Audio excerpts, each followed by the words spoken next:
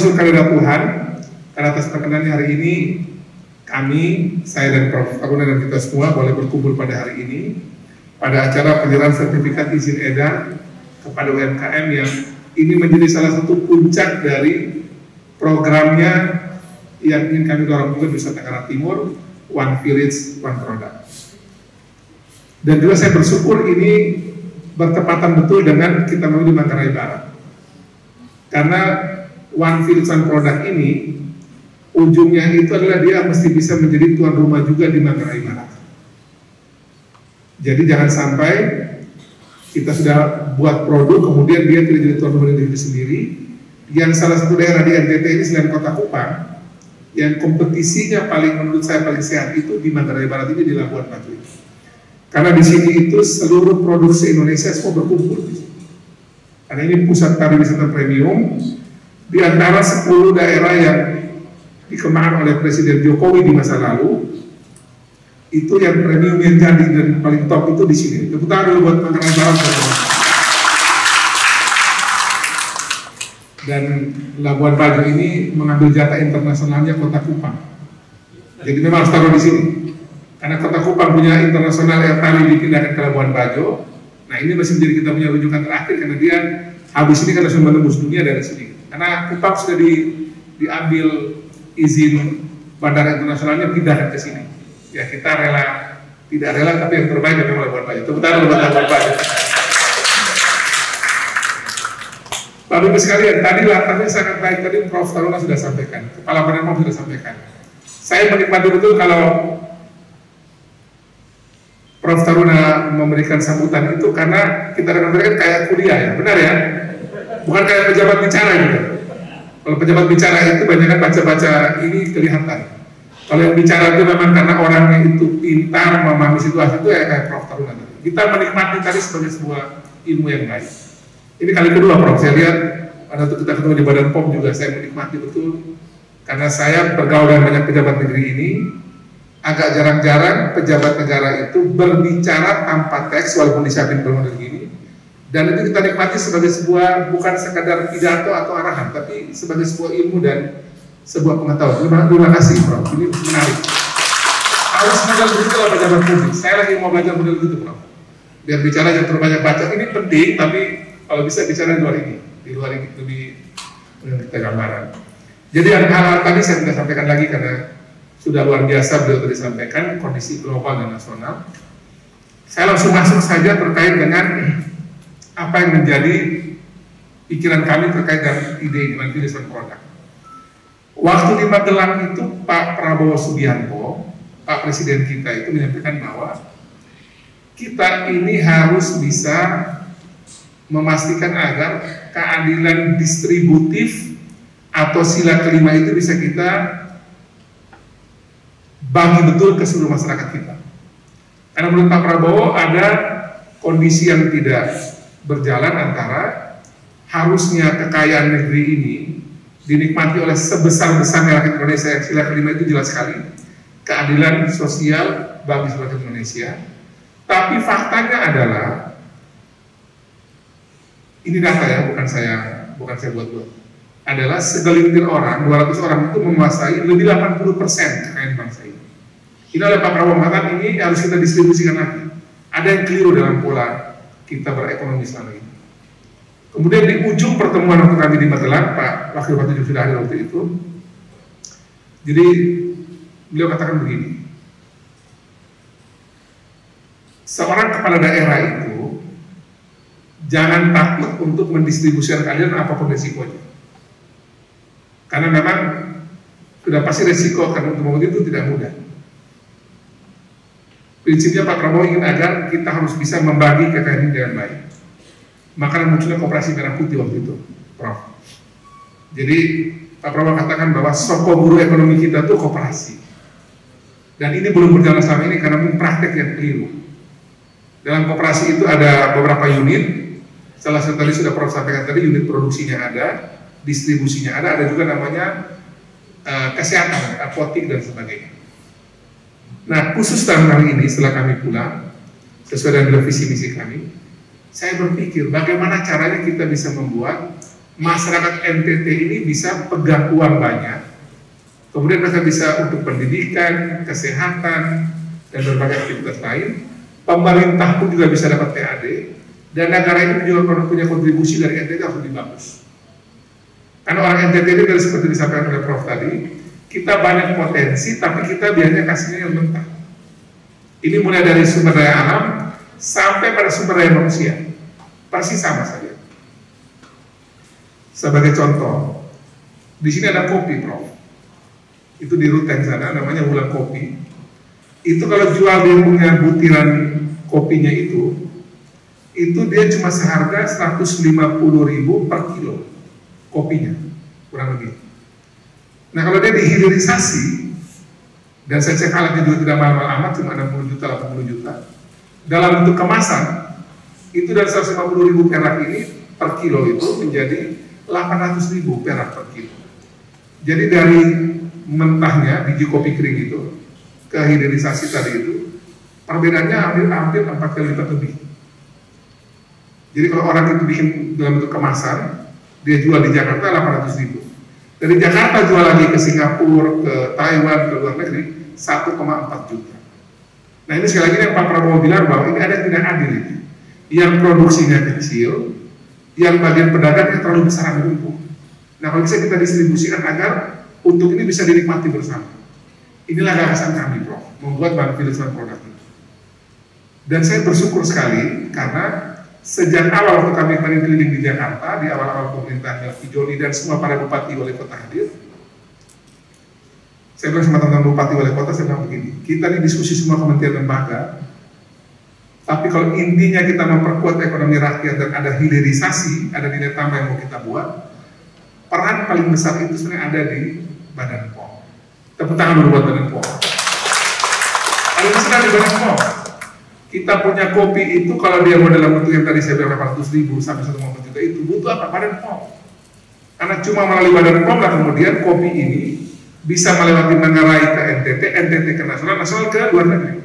Karena Badan POM punya izin yang tadi Prof sampaikan itu standarnya nasional dan diakui oleh internasional. Apalagi kami dari Timor Leste hari ini. Kemarin saya kedatangan Wakil Perdana Menteri Timor Leste, Menteri Perdagangannya datang, dan beberapa pejabat-pejabat Timor Leste hadir. Saya mau diundang ke Timor Leste ini 2 kali, saya belum ketemu Pak Ramasoto sama Pak Sanana. Saya mau perkuat dulu kita di sini, kuat dulu baru kita menembus Timor Leste dan menembus dunia melalui Timor Leste. Itu juga menarik, Prof.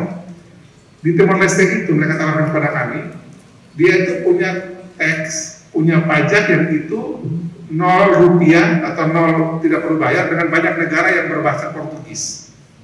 Semua jaringan Portugis dunia itu, Brazil, di sebagian di Amerika Latin, sebagian di Afrika itu, kalau barang dari Timor Leste yang dikirim itu tanpa pajak. Jadi kalau barang kita masuk lewat situ di stempel Timor Leste, nah itu kita tidak perlu bayar pajak. Kita untung. Apa yang besar?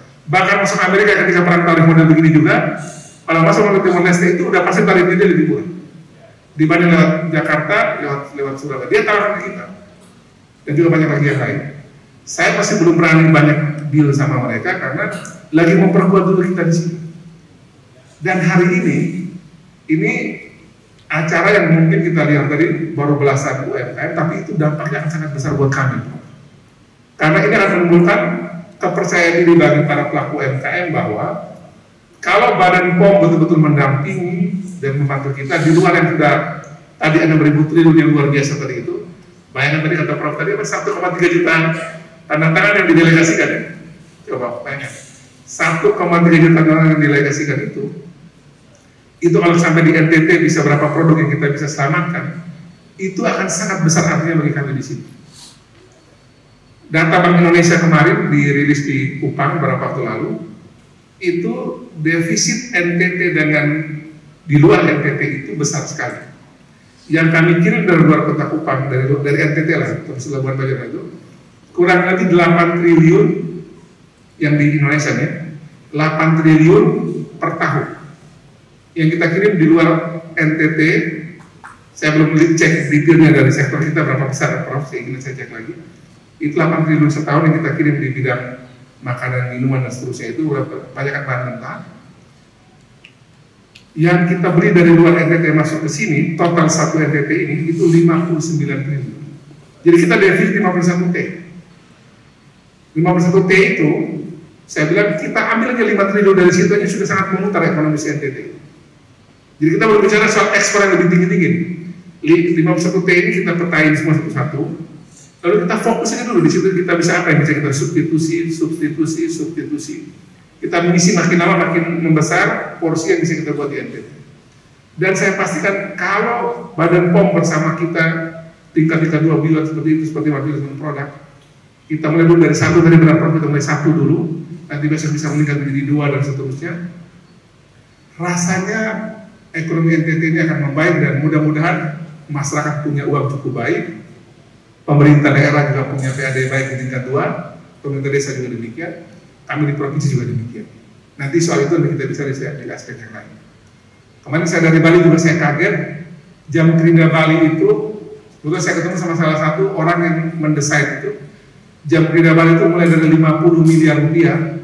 Sekarang dia membantu Jam Kerja itu membantu UMKM 200 ribu lebih sebali dengan total aset sekarang 27 triliun. Saya pun kaget juga. Jam Kerja saya masih baru ratusan miliar. Nah, saya rencana juga disuruh orang studi dibandingkan biar belajar. Untuk aspek pendanaan kita bantu melalui Jam Kerja atau perbankan yang lain. Tapi kalau khusus aspek bagaimana urusan kasihan mutu keamanan itu sudah wilayah Badan POM yang tadi didelegasikan kepada teman-teman di Dinkes. Dan ini terbukti, Prof, waktu saya lihat juga survei dari BPS kemarin, 3 bulan pertemuan ekonomi NTT, Januari, Februari, Maret, yang Mei, Juni, Juli, nanti mungkin Agustus sudah dirilis, itu ekonomi NTT bertumbuh, Prof. Di tengah ketika itu saya agak maksud grogi, takutnya dia menurun, karena kan kita masih pengetatan anggaran 3 bulan kemarin, belum dilonggarin seperti sekarang.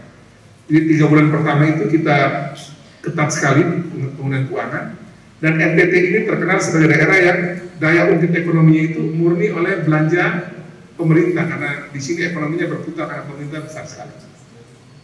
Tapi gara-gara efisiensi itu kita penurunan ke 10 triliun, dari total belanja provinsi dan tingkat 2 itu kira-kira 35 triliun, tertinggal cuma 25T kemarin. Tapi di tengah ketika ekonomi kita berpikir akan turun, justru dia naik 1% dibanding tahun lalu. Tahun lalu itu kira-kira 3,7%, tahun ini itu kira-kira sekitar 4,7% di 3 bulan awal. Menurut Kepala BPS, pertumbuhan ini diungkit oleh sektor pertanian yang sebagainya mengalami hilirisasi di MBG dan sebagainya. Jadi, Bapak Ibu sekalian saya hormati, di saat ini ketika Badan POM sudah masuk seperti ini, saya percaya ketika juga belanja publik sudah dilonggarkan oleh Pak Prabowo, sudah mulai bintang-bintangnya sudah mulai dibuka di pusat, saya percaya bahwa ekonomi di Nusa Tenggara Timur ini, saya percaya akan berada lebih cepat dan lebih hebat lagi. Tepuk tangan buat kita semua. Ini pasti terjadi. Saya pasti terjadi. Karena nanti kita akan hitung nanti. Ketika Badan POM terlibat dengan digitalisasi di sektor ekonomi produktif ini, itu nanti saya akan bikin penelitian khusus, Prof. Itu ada daya ungkit yang pasti besar, baik di MBG sendiri, makanan donasi gratis yang pasti itu meningkatkan di sini juga tinggi, plus koperasi merah putih, plus juga pengembangan UMKM yang lagi kita dorong. Saya juga sudah lapor izin Prof sama Pak Maman Abdurrahman, Menteri UMKM, bukan junior saya di Golkar. Saya sudah lapor dia juga tentang nanti kalau Badan POM sudah gas tinggi di NTT, saya minta juga UMKM juga tolong topang juga dengan kuat. Saya juga sudah minta Bank Pembangunan Daerah Provinsi NTT, BPD, juga Mandiri kemarin dan bank-bank lain, untuk juga tolong full topang UMKM. Saya minta khusus untuk Bank NTT 1 triliun, Prof, izin. Saya minta 1 T untuk lewat Bank NTT. Nanti saya juga minta untuk lewat BNI, BRI, dan Himbara itu saya minta dorong untuk mereka bantu di sini. Jadi rasanya kalau semua ekosistem ini jalan bagus, ya saya percaya NTT bisa menjadi satu pilot project yang sukses bagaimana ketika semua bergabung, Badan POM ambil di ujung itu, rasanya kita bisa membuat produk-produk unggulan kita bisa harganya lebih lagi ke depan. Amin. Saya pikir itu saja dulu karena saya harus bisa mengimani saya punya senior ini. Karena Prof ngomong tadi kan sudah level global ya, jadi saya ambil bagian konkret aja, biar harus nyambung, biar connect. Jadi saya dan beliau ini kami ketemu juga di salah satu titik pertemuan kami itu di Pak Balil. Jadi Pak Balil itu saya punya ketua umum dan juga Menteri SDM hari ini. Itu salah satu orang juga yang kami kan khas orang timur. Kami itu orang yang paling suka tuh menabrak-nabrak lah. Yang itu bisa kita tabrak di semua jempol-jempol juga. Ternyata masuk juga tumaran. Jadi kemarin saya waktu pas di Bali ada satu urusan saya lapor Pak Balil lagi di Brasil, tapi kemarin udah landing. Di Brasil mendampingi Pak Prabowo, kemarin udah landing ke Jakarta dan kami ini yang dari timur-timur, dari Prof dari Sulawesi Selatan, saya dari NTT, Pak Balil dari Papua. Kami ini kalau bicara soal Indonesia pasti kami akan memulai dari timur matahari, karena matahari terbit dari timur. Jadi kalau timurnya sudah bisa bagus, tengah pasti bagus, apalagi barat. Itu pasti. Jadi mau perbaiki Republik ini, benahi mulai dari timur. Kalau timur beres, tengah pasti oke, apalagi barat. Amin? Nah, karena semua sudah aminkan, saya tutup dengan, karena ini adalah mahakarya atau karya besar dari Badan POM RI dan Badan POM di Balai Besar POM dan Badan POM di seluruh NTT. Saya juga mengucapkan terima kasih sebesar-besarnya untuk semua dukungan yang diberikan. Kami masih ada juga banyak pelatihan, Prof izin nanti bersama dengan teman-teman Balai POM di provinsi, Balai Besar POM di provinsi dan yang lain. Kita masih punya banyak pelatihan untuk berbagai UMKM NTT di berbagai aspek. Juga ada yang sudah sukses kemarin dengan BAT ya, kita ada beberapa sudah jalan. Waktu kemarin Prof kayaknya ada pertemuan sudah lagi naik haji kalau tidak salah, lagi naik haji waktu itu dan diwakili oleh Pak Sestama. Nah, Pak Sestama itu seangkatan sama Kapolda NTT. Jadi kalau isunya Kapolda NTT itu seperti itu ya, itu Sestamanya Pak Prof itu satu angkatan gitu. Jadi Sestama Badan POM RI itu seangkatan dengan Kapolda NTT yang isu-isunya lagi dapat nanti tugas besar ke depan, katanya begitu. Jadi mereka ada satu geng. Dan nantinya semua produk tadi itu rencananya kami di Prof, jadi setelah kita buat itu bagus sesuai dengan standar Badan POM. Nah nanti minimal dari PIRT ya, minimal PIRT. Nanti kita kejar juga ke arah Badan POM punya standar. Itu rencana nanti kita akan masukkan nanti dalam namanya market yang kita bikin sendiri juga. Kalau Alfamart Indomart biar berjalan dengan dia punya cara. Tapi untuk memastikan bahwa produk di NTT ini bisa tetap masuk di pasar, kita akan bikin namanya NTT Mart. NTT Mart. Jadi NTT Mart ini akan berisi produk-produk UMKM yang sudah kita hasilkan ini. Jadi biar orang ini dijual di mana? Ya kita bikin lagi produk NTT Mart. Jadi tadi walaupun ini sudah kebijakan pemerintah Manggarai Barat, saya hormati, tapi apabila butuh air mineral, ya kita bikin yang dari NTT punya duluan. Kan sama-sama standar badan. Yang kita beli merek yang di Jakarta terkenal itu, sama merek yang NTT kan juga sama-sama Badan POM sudah kasih sertifikasi, sama.